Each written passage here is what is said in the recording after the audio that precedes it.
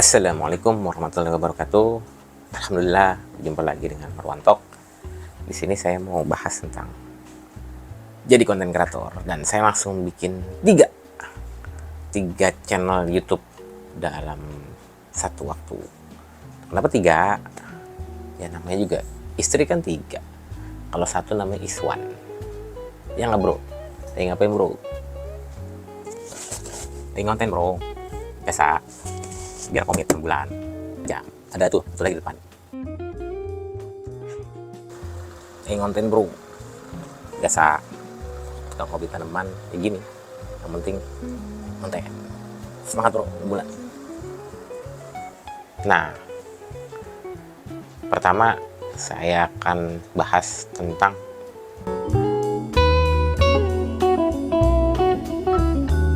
jadi buat teman-teman nih yang misalnya mau konten, kemudian mau konten apa nih gitu. Nah itu kalau saya sih sekarang memilih selama 6 bulan perjalanan ke depan ini, karena saya generalis, saya pengen tahu tentang banyak hal, jadi ya udah.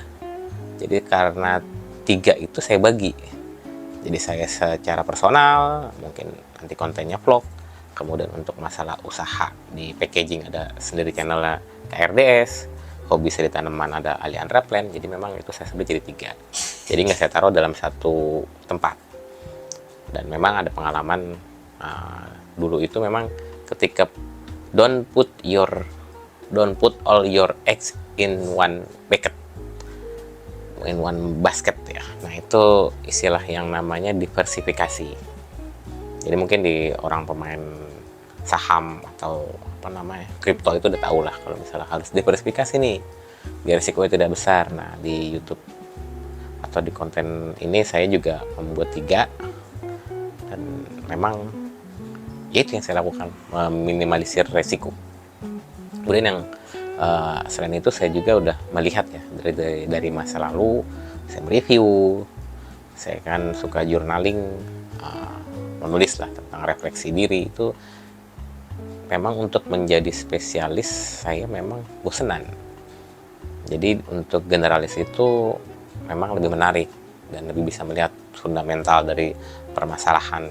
Nah jadi di sini buat kamu yang generalis nggak ada masalah, tidak ada yang baik dan yang salah, dan kamu yang spesialis silakan. Tapi di sini saya memilih untuk generalis. Nah kemudian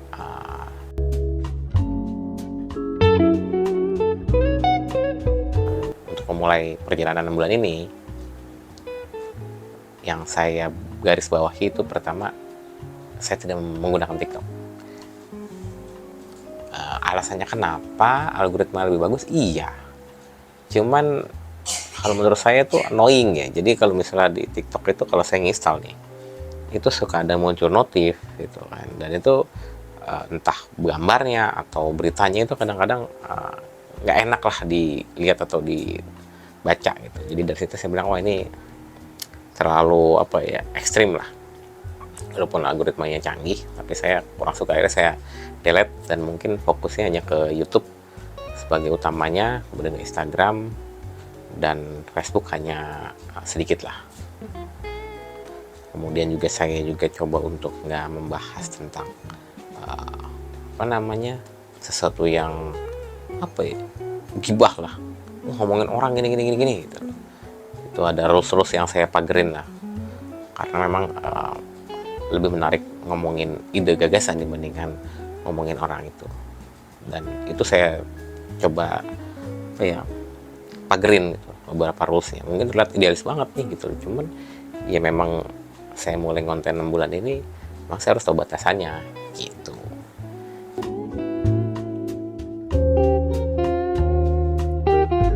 Nah terus yang paling penting ketika memulai 6 bulan ini, saya coba untuk bertanya gitu, starting with why, karena memang ini the most important ya. Jadi paling penting di sini adalah kenapanya. Ketika saya tahu kenapanya, ketika how to-nya gitu, cara kedepannya, saya balik lagi ke pertanyaan kenapa itu. Jadi di sini sebenarnya saya tergelitik dengan satu statement atau melihat buku The Attention Economy ya, yang ya sebenarnya the new currency is attention gitu di zaman sekarang ini. Menurut saya memang benar sih gitu. Jadi memang banyak orang-orang atau YouTuber atau content creator yang masih muda, kemudian dia bisa shortcut ya. Kan kalau di tangganya teori Maslow itu kan istilah ada orang yang bertahan hidup, kemudian ada pengembangan diri, kemudian baru bisa berkontribusi lah itu aktualisasi diri. Nah, dengan adanya teknologi atau content creator ini, beberapa anak muda itu mereka dari mulai bawah langsung ke aktualisasi. Jadi saya tidak melihatnya negatif, tapi malah impactful gitu, dahsyat efeknya dan sangat bermanfaat. Maka itu saya melihat attention itu sangat valuable untuk saat ini. Jadi itu bukunya Thomas Davenport ya sama John Beck, itu ternyata membahas tentang masalah itulah, the attention economy.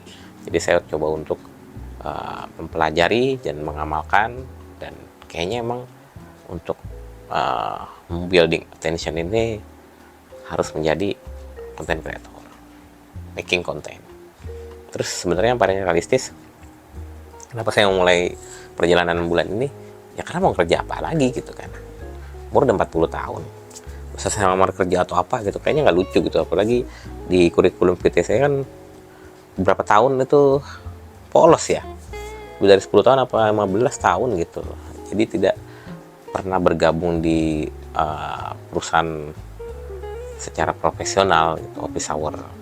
Jadi ya karena mau ngapain lagi, ya udah saya coba memilih di rumah, kemudian dengan tools yang ada kita mulai lakuin.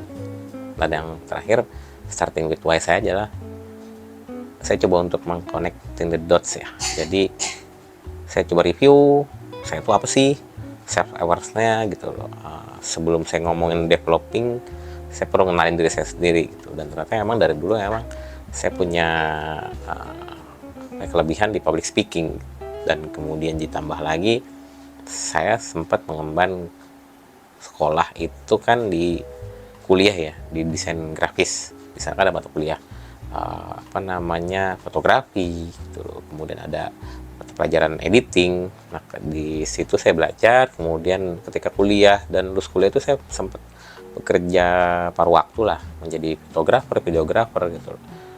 Nah, itu kan relate tuh dengan content creator zaman sekarang gitu. Jadi saya bilang, wah ternyata bisa nih gitu. Ditambah lagi saya juga pernah belajar ikut workshop copywriter, saya juga sempat menulis buku. Nah itu akhirnya saya coba untuk udahlah, kayaknya memang trackingnya, refleksinya sudah. Akhirnya saya mulai untuk melakukan langkah-langkah ke depan lah, jadi building system. Jadi saya udah mulai bikin timetable. Nanti di video berikutnya mungkin saya bisa share bagaimana saya share sistem-sistem yang saya buat, tabelnya, apa yang dikontenin gitu. Nah itu membuat saya disiplin lah, itu sih poinnya. Jadi saya udah nggak, ketika udah saya building dari awal kemarin, saya udah nggak mikir, tapi ntar gini, kalau nggak nonton gimana gini, udah saya bikin, jalanin aja selama 6 bulan. Kalau emang 6 bulan nggak bisa, ya tinggal ganti gitu loh. Wah percuma dong. Tapi pokoknya kenapa 6 bulan? Karena 6 month rules ya, kalau teman-teman pernah dengar. Dan memang teman juga sempat cerita kalau ada orang yang dikuliahin dibayarin 1 semester dan dia harus hidup misalnya di Australia gitu. Ini kisah nyata sih. Dan dari 3 anaknya ternyata dari 6 bulan itu mereka bisa survival. Jadi angka 6 bulan itu adalah angka yang survival. Jadi mereka bisa beradaptasi, dan saya coba untuk melakukannya selama 6 bulan gitu sih. Nah ke depan bagaimana, langkah-langkahnya apa yang saya lakukan, kemudian tools apa yang teman-teman yang banyak alasan, tapi kan saya nggak bisa ini, tapi alat saya gini. Nah saya coba untuk paparkan di sini bahwa saya pun sama mau membuat konten dengan banyak sekali keterbatasan, tapi poinnya selama masih kedengeran, masih kelihatan, dan tahu apa yang dibicarakan, udah kita mulai aja gitu. Oke, semoga bermanfaat. Assalamualaikum warahmatullahi wabarakatuh.